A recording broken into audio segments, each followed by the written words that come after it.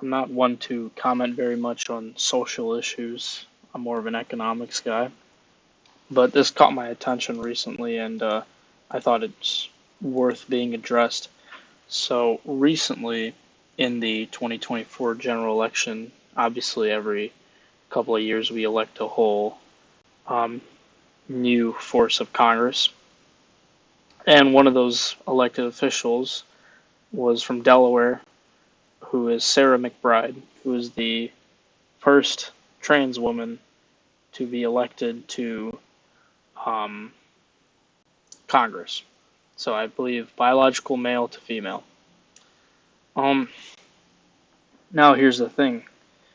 Um, Obviously, the Speaker Mike Johnson, he's deep-seated Republican, and so is the majority of Congress. And now that everyone's getting settled in, um, there's a lot of controversy. And recently, Speaker Mike Johnson made a statement along the lines of, we welcome every congressperson with open arms, and he's not going to comment on whether or not he thinks Sarah McBride is a man or a woman. But then he did later release another statement, a public statement about how, a man is a man and a woman is a woman, and a man cannot become a woman, something along those lines. And then right after, Sarah McBride tweeted out, "I'm not here to fight about bathrooms. I'm here to fight for Delawareans and to bring down costs facing families. Like all members, I will follow the rules as outlined by Speaker Johnson, even if I disagree with them. This effort is to distract from the real issues facing this country. This effort hasn't distracted me over the last several days as I've remained hard at work preparing to represent the greatest state in the Union come January." Um, so there's that. Recently, in the state of Ohio, actually, they've also banned in public bathrooms, at least. Not too sure about their, things about private bathrooms, but in public bathrooms, you are no longer able to use the bathroom of your choice. You have to use the bathroom of your biological sex. Now, with that said, I'm not going to go into my opinion. I have my own opinions on everything, but what I did want to comment was like, I feel like these issues that are being brought up in politics, um, are sort of frivolous in nature. I would consider myself a libertarian on a lot of things, and for those of you who don't know, a libertarian is someone who believes in, I believe that the power should be vested in the people. I believe the power, you know, is righteously for the people. The power should be vested in the people, and they should have more power than government. Case in point, you know, you shouldn't tell me what to do with myself because I'm a person and I have my own basic autonomy. If you're a guy like Antonin Scalia, on the other hand, you're going to look at the Constitution, you're going to say, point to me where it says you have the right to autonomy, and it says nowhere in the Constitution. But many legal scholars and Supreme Court justices themselves have interpreted that 14th Amendment to really stand for bodily autonomy. But then you have the contradiction, obviously, with abortion. Because we are guaranteed life, so, the unborn child in the womb is guaranteed the right to life. However, according to the 14th Amendment, you are guaranteed bodily autonomy. So then the question then becomes, you know, where do you draw the line? And I'm not really gonna debate, but that's kind of the reason why it's become such a hot button issue. I think because the Constitution, as vague as it is, I think it's one of the only contradictions I think in the Constitution that the idea of abortion does apply to both things. It just all depends on your opinion at the end of the day. And then on top of that, Mike Johnson says, a man is a man, a woman is a woman, and a man cannot become a woman. And he says, he cites the scripture. And obviously, the scripture he's talking about is the Bible. And, he's also from Louisiana, which is also the state that has now the Ten Commandments up in every public school system. So you're seeing this blend of religion and politics, especially in America that I don't know if I, you know, would necessarily stand for.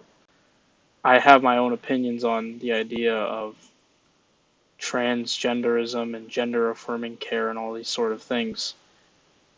But, you know, it's very hard when your religion tells you that you have to spread it, essentially.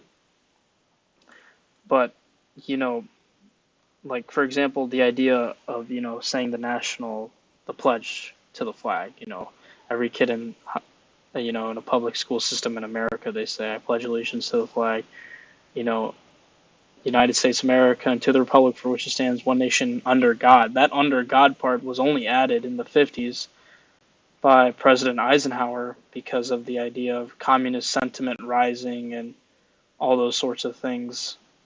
And, the idea was a religious society, uniform society, would be more stronger against the forces of communism, which I find particularly interesting. But push comes to shove, I think, you know, like I'm a numbers guy, and I would say, you know what, less than 2 to 1% of people identify as transgender or something along those lines. So I just find it frustrating how this is the big topic of discussion, whether one person can use a bathroom or not. I get it, it's an issue, and I guess it should be resolved, don't get me wrong, but um, like I just hate how the legacy media, and it's not even just the legacy media anymore, it's like people, um, whether you're talking political pundits or commentators or influencers, this is the big, and I'm lumped into it, but I'm pointing out the fact that it's like, it's kind of ridiculous, and I feel like, countries like China and Russia, I think they're just almost laughing at us that we're blowing up these issues way out of proportion. Like I'm the type of person to believe that if an issue is bigger, it deserves more attention because obviously it's a bigger issue. But what you find now in American politics is the smallest of issues that are divisive are the ones that get blown up. So it's not about how big the issue is, it's just how divisive that issue is. Um, when I'll bring up abortion again, most Americans are in the middle ground of like, okay, we don't want, an abortion 1 week before birth, but we're okay with, an abortion maybe 2, 3, 4, 5 days, what you have it after conception. So most people are in that kind of middle ground, but the pundits and the media and the people who, you know, seek a profit after this, they're the ones that, blow it up way out of proportion to say, hey, if you're for abortion, you want after birth abortions and all this kind of jazz. So I hope the point you get out of this video is not whether or not I'm for a congressperson using a certain bathroom. It has nothing to do with that. It's just me pointing out the fact that, you know, the issues that should be talked about based on the scale of how those issues are impacting Americans don't get talked about. What does get talked about is what gets the most clicks and what is the most divisive, because that just makes for good press.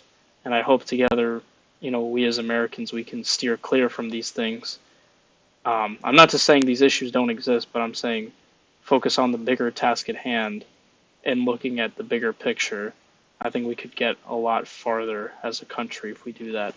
And with that being said, thank you for watching. I hope you enjoy your day, and I will see you tomorrow.